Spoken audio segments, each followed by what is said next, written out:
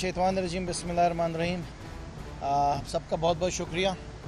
मैं अपनी बात शुरू करने से पहले सबसे पहले आज 40वां है तो शहदाए करबला को मैं सलाम पेश करता हूँ, खिराज अकीदत पेश करता हूँ और ज़ाहिर है कि हम सबको इसका एहतराम है।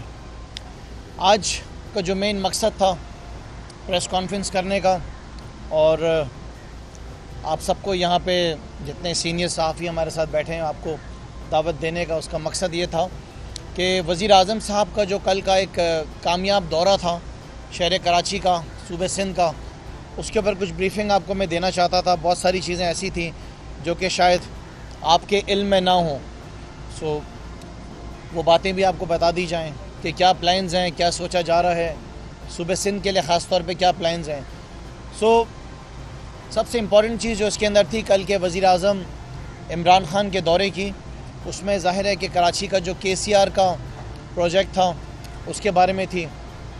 और बड़े ज़माने से हम देख रहे थे पिछले 2-3 साल से कि ख़ास तौर पे बहुत सारी सियासी जमातें जो हैं कुछ ना कुछ इस बारे में कहती रहती थी कि कब शुरू होगा, कब मामलात मुकम्मल होंगे। तो अल्हम्दुलिल्लाह जो प्रोग्राम्स अनाउंस किए गए थे वो सारे आप देख रहे हैं कि अब वो ज़मीन पर आ गए हैं और उसके इफ्तिताह होने भी शुरू हो गए हैं। तो सबसे पहले तो कराची शहर को मैं मुबारकबाद देता हूँ कि कल वज़ीर आज़म इमरान ख़ान साहब ने KCR को अनाउंस कर दिया है। KCR का जो पूरा इंफ्रास्ट्रक्चर बनना है उसको अनाउंस कर दिया है और बड़ी तेज़ी से काम अब शुरू हो जाएगा। कोई अंदाज़न 20.5 अरब रुपए जो हैं, जिस तरीके से कल वज़ीर आज़म साहब ने बताया और असद उमर साहब ने भी बताया, इसके ऊपर ख़र्च किए जाएंगे। इसमें सबसे बड़ी हमारी खुश नसीबी ये है कि 2 पाकिस्तान तहरीक इंसाफ के बड़े इंपॉर्टेंट वज़ीर, जिसमें आज़म स्वाति साहब और उसके साथ साथ असद उमर साहब, जो कि दोनों ख़ास तौर पे इस KCR के पूरे सिलसिले को देख रहे होंगे। असद उमर साहब ने आपने देखा जिस तरह NCOC को लेके चले, एक कोविड के पूरे प्रोग्राम को कामयाबी से लेके चले, इसी तरीके से बीइंग कराचीआइट मैं समझता हूँ कि आप ये देखेंगे कि असद उमर साहब जिनके दिल के बहुत करीब है ये प्रोग्राम KCR का, इसको भी आप NCOC की तरह, कोविड के प्लान की तरह बड़ा कामयाब होते हुए देखेंगे। उसके साथ साथ वज़ीर आज़म साहब को जो दूसरा एक कल का पूरे प्रोग्राम का हिस्सा था वो जॉइनिंग्स का था। और आपने देखा कि कल सूबे सिंध की 2 बहुत बड़ी शख्सियात जिसमें गौस अली शाह और ज़फ़र अली शाह साहब ने पाकिस्तान तहरीक इंसाफ को ज्वाइन किया, पाकिस्तान तहरीक इंसाफ का हिस्सा बने।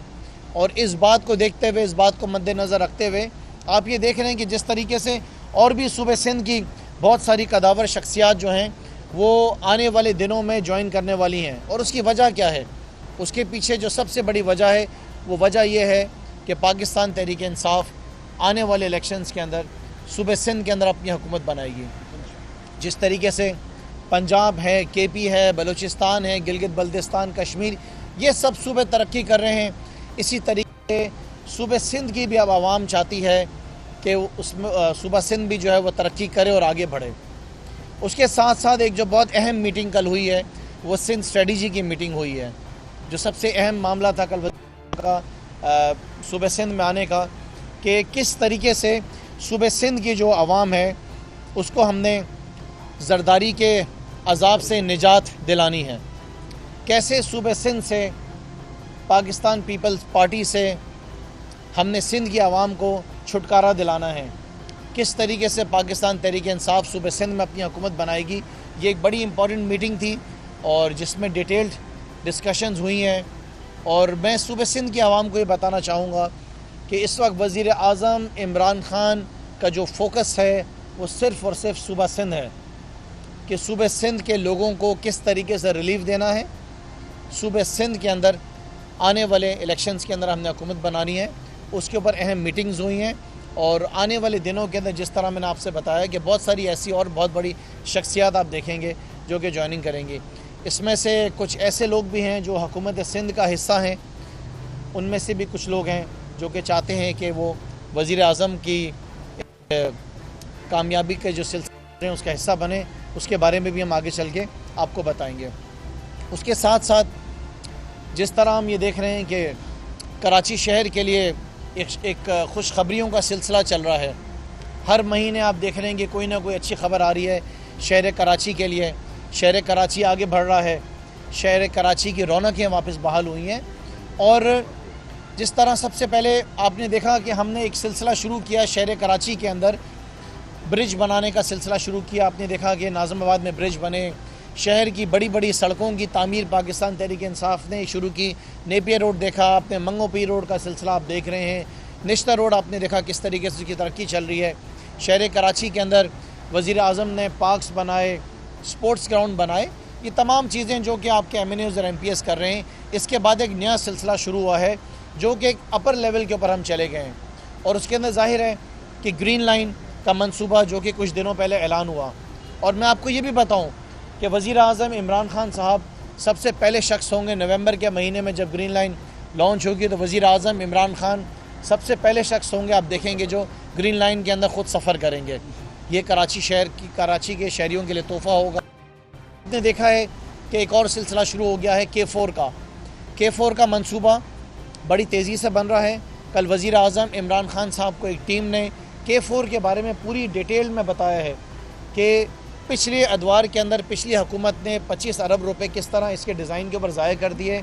और क्योंकि वज़ीर आज़म साहब ख़ुद बहुत ज़्यादा दिलचस्पी रखते हैं K4 के ऊपर, जो कराची का सबसे बड़ा मसला है पानी का, उसके ऊपर बड़ी डिटेल के अंदर कल वज़ीर आज़म साहब को वापडा की तरफ से बताया गया है कि इसका प्रेजेंट स्टेटस क्या है, कितने वक्त के अंदर मुकम्मल हो जाएगा। वज़ीर आज़म साहब ने ये भी अहकाम दिए हैं कि K4 वो चाहते हैं कि 2023 अगस्त के महीने तक ये मुकम्मल हो जाए। अब हमारे जो ख़दशात हैं वो ख़दशात ये हैं कि K4 की जो हमारी ज़िम्मेदारी है वो कराची के शहर तक पानी पहुंचाना है, लेकिन हमें इस बात की फ़िक्र लगी है कि उस पानी को शहर में लोगों के घरों तक पहुंचाने की ज़िम्मेदारी जो है वो सूबाई हुकूमत की है, पाकिस्तान पीपल्स पार्टी की हुकूमत है। उसके ऊपर उन्होंने अभी तक कोई काम नहीं करा है।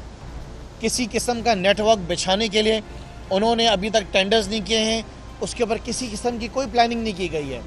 सो कराची के शहरियों को हम ये बताना चाहते हैं कि 2023 अगस्त तक ये पानी कराची शहर तक पहुंच जाएगा। उसका जाल आगे बिछाना सूबाई हुकूमत की ज़िम्मेदारी है, जो कि हम उम्मीद कर रहे हैं कि वो बिछा लें। उसके साथ साथ फ्रेट कॉरिडोर जो कि एक और बहुत बड़ा प्रोजेक्ट है। अब जिस तरह मैं आपको बताता जा रहा हूँ कि पहले छोटे जो कि मोहल्ले के बुनियाद के ऊपर, गलियों के बुनियाद के ऊपर और मेन रोड्स के बुनियाद के ऊपर, ये तो सारे वो प्रोजेक्ट्स हैं जो मैं आपको बता रहा हूँ कि एक अपर लेवल के सारे केसेस हैं कि जैसे कि ग्रीन लाइन हो गया, K4 हो गया, KCR हो गया। इसी तरीके से कल क्योंकि और ज़रूरी मामला थे उसके लिए मैं इस्लामाबाद में था। मेरी मुलाकात मुराद सईद साहब से हुई है जो कि हमारे जो हैं मिनिस्टर हैं कम्युनिकेशन के, और उनसे मैंने हैदराबाद सखर का जो आपका मोटरवे है उसके बारे में बात की है। उन्होंने बड़ा अपना एक दिलचस्पी उसमें दिखाते हुए बताया है कि कितना तेज़ी पे उस पर सारे प्लान्स बन गए हैं और बहुत ज़्यादा वो इसके ऊपर अपना ज़ाती तौर पे इंटरेस्ट रखते हैं हैदराबाद सखर मोटरवे के ऊपर। लेकिन जो मुझे ज़्यादा गर्ज था, जिसके बारे में मैंने मिनिस्टर साहब से बात की है, वो कराची हैदराबाद मोटरवे है, जिसके हालात हम देखते जा रहे हैं कि दिन ब दिन वो बुरे होते जा रहे हैं। पिछले अदवार में बनाया गया था और उसकी क्वालिटी हम समझते हैं इतनी बेहतर नहीं हुई है, जिसके ऊपर उन्होंने ये बताया है कि सिंध हुकूमत की तरफ से जो राइट ऑफ वे है वो हमें नहीं दिया जा रहा है। अगर सिंध हुकूमत राइट ऑफ वे की इजाज़त कराची हैदराबाद मोटरवे की अगर कम्युनिकेशन मिनिस्ट्री को दे देगी तो उसके ऊपर भी जो है वो अपना उसके अंदर जो फ्लॉज हैं उसको ठीक करेंगे। और जिस तरीके से हैदराबाद सखर का जो मोटरवे एक वर्ल्ड क्लास लेवल का बन रहा है, उसी तरीके से कराची हैदराबाद का मोटरवे जो है वो भी आप वर्ल्ड क्लास स्टैंडर्ड का देख सकेंगे। उसके साथ साथ जो एक बड़ा अहम मामला है जिसके लिए कल मैं ख़ुद 2 दिन से इस्लामाबाद में था, उसके बारे में मैं आपको अपडेट करना चाहूँगा कि मैंने एक पिटिशन फ़ाइल की थी इस्लामाबाद हाई कोर्ट में अप्रैल 2019 में आसिफ अली जरदारी के ख़िलाफ़। और वो पिटिशन मेरी ये बताया जाए कि न्यूयॉर्क मैनहट्टन के अंदर जो एक अपार्टमेंट है जो कि आसिफ अली जरदारी ने छुपाया हुआ था अपने असासों में डिक्लेयर नहीं किया, उसको डिक्लेयर किया जाए और बताया जाए कि वो दौलत आपके पास कहाँ से आई, वो पैसा आपने उसको ख़रीदने के लिए वहाँ पे कैसे पहुँचाया और आपने अपने असासों को डिक्लेयर क्यों नहीं किया। सो उसके अंदर भी एक अच्छी पेशरफ चल रही है। और उसमें सबसे अहम बात यह है कि इस केस को नैब ने भी टेकअप कर लिया है आज से तकरीबन 2 महीने पहले।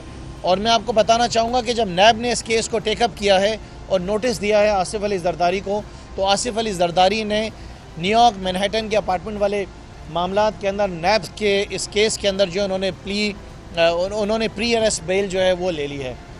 अब जब Asif Ali Zardari pre arrest bell ले रहे हैं तो इसका मतलब है कि ज़रूर दाल के अंदर कुछ काला है, ज़रूर कुछ ना कुछ गड़बड़ है, और या तो पूरी दाल ही काली है। अगर इनके दिल में कोई चोर नहीं होता तो मेरे ख्याल से ये प्री अरेस्ट बेल नहीं लेते और आके वो साबित करते कि ये न्यूयॉर्क मैनहट्टन का जो अपार्टमेंट है वो इसका नहीं है। मैं सूबे सिंध की आवाम को बस ये मैसेज देना चाहता हूँ कि इस केस को हम फॉलो करेंगे। मुझे इस केस के लिए जहाँ भी जाना पड़ा हम ज़रूर जाएंगे उसके पीछे। नैब के अंदर हमें इसको फॉलोअप करना पड़ा तो वो भी करेंगे। पार्लियामेंट के अंदर हमें आवाज़ उठानी पड़ी वो हम भी उठाएंगे, और उसके साथ साथ इलेक्शन कमीशन तक भी हम इसको लेके जाएंगे इस केस को।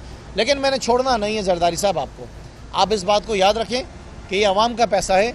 आपके पास जितनी दौलत हो हमें इससे कोई गर्ज नहीं है। हम जानते हैं कि आप एक सिनेमा के मालिक के बेटे हैं, और हम आज ये ज़रूर जानना चाहते हैं कि सिनेमा का जो मालिक है आज वो दुनिया का अमीर तरीन आदमी कैसे बन गया, किस तरह आपके पास ये अरबों डॉलर की जायदाद आई, और कैसे आप जो हैं इतने बड़े बड़े महलों के मालिक बन गए, हम जानना चाहते हैं। आज की प्रेस कॉन्फ्रेंस के अंदर एक बहुत अहम मामला है जो कि मैं अपने तमाम सहाफ़ी दोस्तों से डिस्कस करना चाहूँगा, और आप लोगों के ज़रिए ये हाईलाइट भी हो जाती हैं।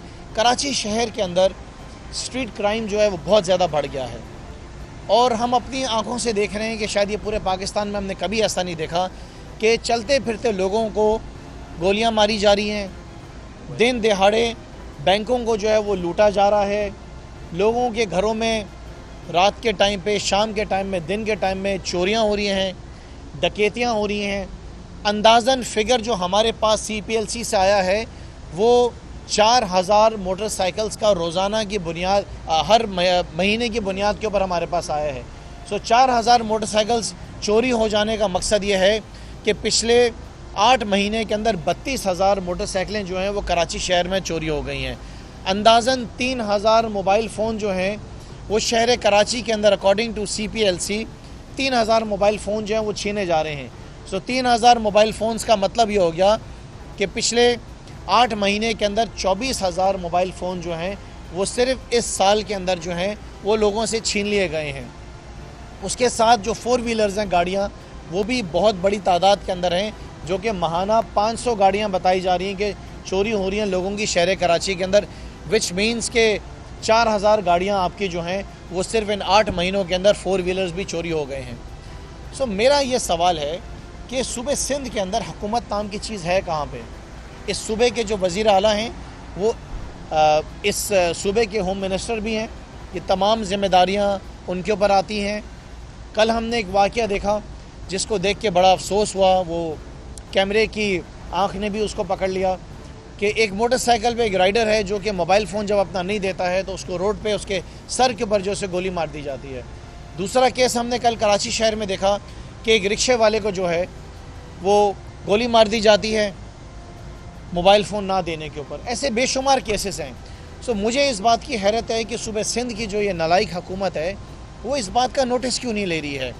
यहाँ पे जितने भी DIGs तैनात हैं, यहाँ के जो AIG हैं, जो सूबे सिंध के IG हैं, वो कौन सी ख्वाबों की दुनिया के अंदर रह रहे हैं।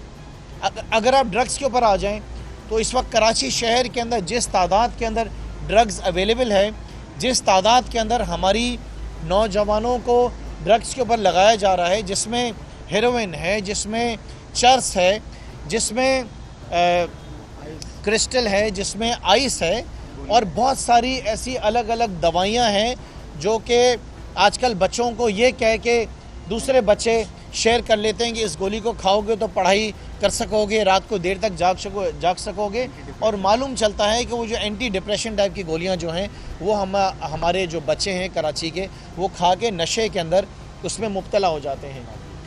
बिलावल जरदारी साहब, आपको वैसे तो बड़े मसाइलों की फ़िक्र है, आप अफ़गानिस्तान पे भी बात करना और शहर के बाकी सूबे के मसाइल पे भी बात करना चाह रहे हैं, लेकिन क्या ये ज़िम्मेदारियाँ आपके नहीं आती हैं?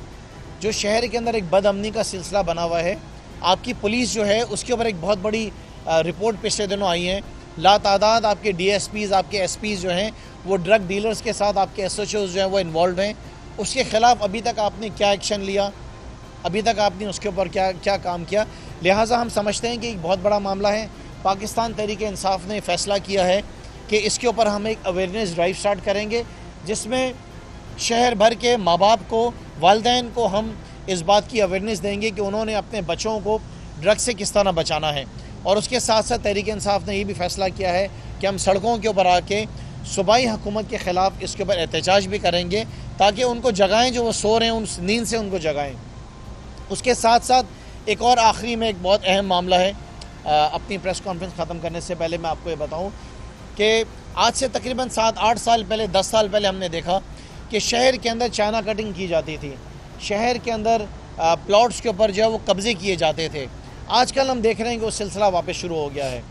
पहले तो तमाम मामला जो है वो हम देखते थे कि एक सियासी साए तले जो है, एक जमात के तले जो है वो चीज़ें सारी होती थी। लेकिन आज हम ये देख रहे हैं कि ये चाइना कटिंग और ये कब्ज़े जो हैं, इसको हुकूमत सिंध की सरपरस्ती हासिल है।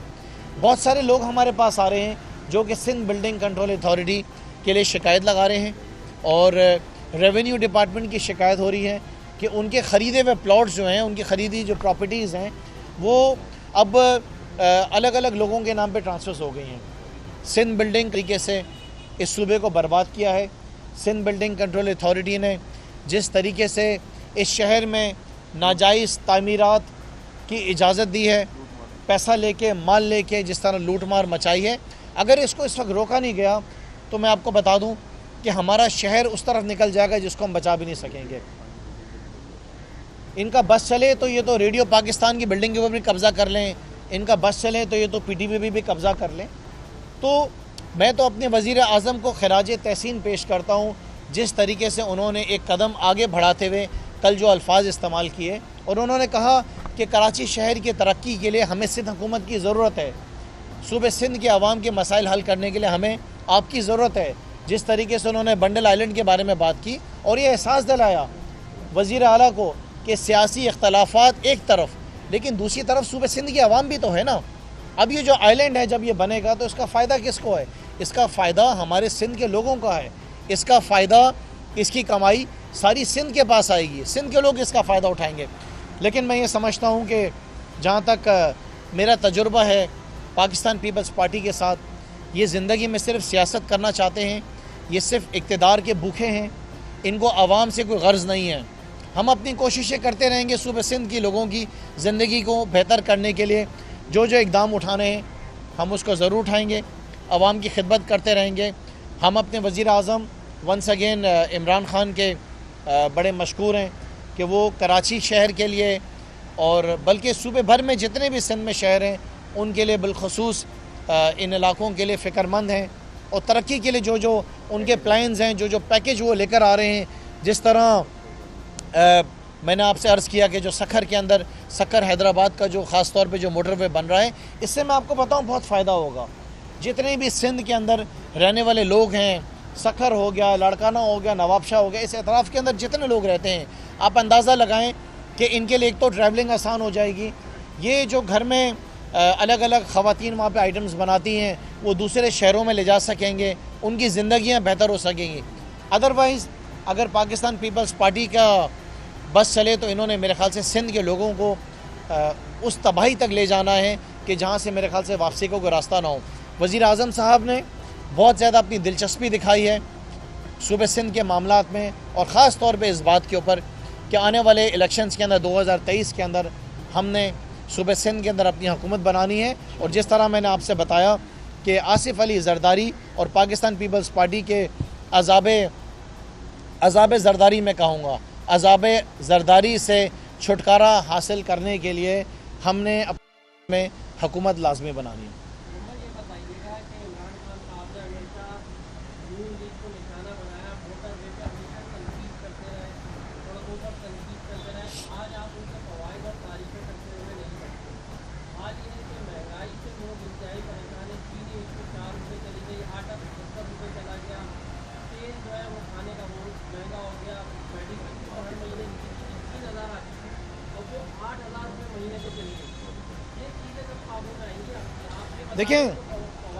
देखिए मैं आपसे बताऊं कि ये हमारी बड़ी खुशनसीबी है कि हमें पाकिस्तान में वज़ीर आज़म आपको इमरान ख़ान जैसे शख्स मिले हैं कि दुनिया के अंदर जब कोविड आया तो पूरी दुनिया के अंदर आपने देखा कि महंगाई हुई, लेकिन आपको यहाँ पे एहसास प्रोग्राम के ज़रिए गरीबों की जिस तरह वज़ीर आज़म इमरान खान ने मदद करी, पूरी दुनिया के अंदर लोगों को, बहुत सारे ऐसे ममालिक थे जहाँ पे वैक्सीनेशन की प्रॉब्लम हुई, आपके वज़ीर आज़म इमरान खान ने पूरे पाकिस्तान भर में करोड़ों लाखों लोगों को जो है कोविड की वैक्सीन फराम की। आप देखें ना कि सूबे सिंध के अंदर तो इन्हें खाली टीके दिए थे लगाने के लिए कोविड के, इन्होंने तो आवाम को दूसरे टीके लगाना शुरू कर दिया है।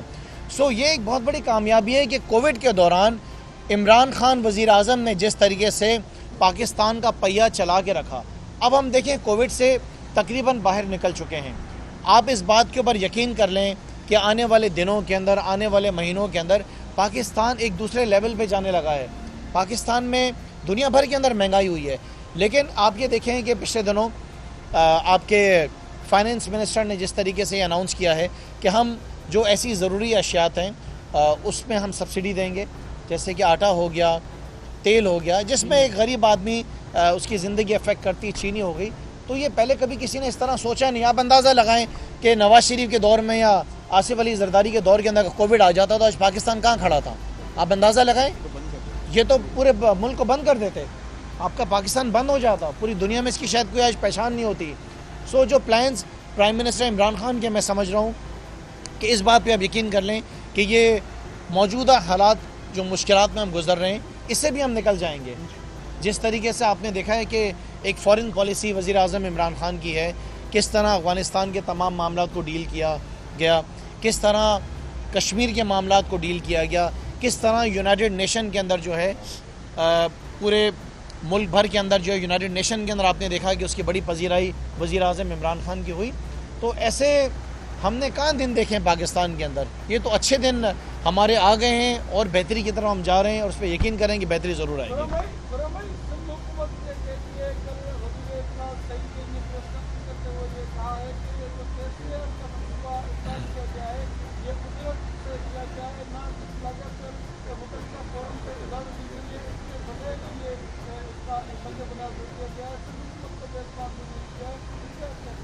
अच्छा देखें, ये फरमा रहे हैं कि इस वक्त KCR का जो पूरा प्लान है वो तो ब्रिज बनने का है, इंफ्रास्ट्रक्चर बनने का है। तो इन नालायकों से पूछें कि KCR किसके ऊपर चलेगी? अपने ट्रैक पे चलेगी ना। तो सबसे पहले जो टेंडर्स आएंगे उसके ट्रैक के आएंगे, उसके ब्रिज के आएंगे। इन्होंने तो कुछ करा ही नहीं है ना काम। आप मुझे बताएं कि क्या पाकिस्तान पीपल्स पार्टी ने 13 साल में 13 बसेस दी हैं पूरे सूबे सिंध के अंदर? एक बस इन्होंने दी है। इनको तो हमारा शुक्रिया अदा करना चाहिए, आगे हमारे हाथ पैर दबाएं कि भाई साहब जितने काम थे जो कि हुकूमत सिंध कहते हैं, आज वो सारे काम वज़ीर आज़म इमरान खान कर रहे हैं। कि आज शहर के अंदर आग लग जाती है तो फायर ब्रिगेड जो है वो आपको वज़ीर आज़म इमरान खान दे रहे हैं। अगर बारिशों से अल्लाह की रहमत आती है, जहमत में तब्दील हो जाती है, शहर डूब जाता है, तो शहर के 3 बड़े नाले आपके वज़ीर आज़म ने साफ़ कराए। आज जो बड़ी बड़ी सड़कें थी जो कि सूबाई हुकूमत ने बनानी थी वो आपके वज़ीर आज़म इमरान खान बना रहे हैं। आज आप देखें कि आपका KCR बन रहा है, आपकी ग्रीन लाइन पे काम चल रहा है, आपके फ्रेट कॉरिडोर पे काम चल रहा है, ये K4 पानी के मामलात हो रहे हैं। क्या ये वज़ीर आज़म इमरान खान के काम है? वज़ीर आज़म इमरान खान इनको 18वीं तरमीम के तहत अरबों रुपए सालाना देते हैं। लेकिन ये नालायकों का जो टोला है, जिसके नालायक आला इस सूबे के वज़ीर आला, आप क्या एक्सपेक्ट करते हैं इनसे? आप चाहते हैं हम ये काम ना करें? तो मेरी आप तमाम सीनियर सहाफ़ियों से गुजारिश है कि आप अंदाज़ा लगा लें, आप अंदाज़ा लगा लें कि अगर इमरान खान ने पिछले इन 3 सालों के अंदर सूबे सिंध के लिए सारी स्कीम्स अगर नहीं लाए होते तो आज सूबे सिंध का हाल क्या होता? अगर 9 अरब 90 करोड़ रुपए पाकिस्तान तहरीक इंसाफ के MNAs MPs अगर ख़र्च करके इन अंदरूनी गलियों मोहल्लों के अंदर काम नहीं कराते तो आज शहर कराची जो है वो कहाँ खड़े होते?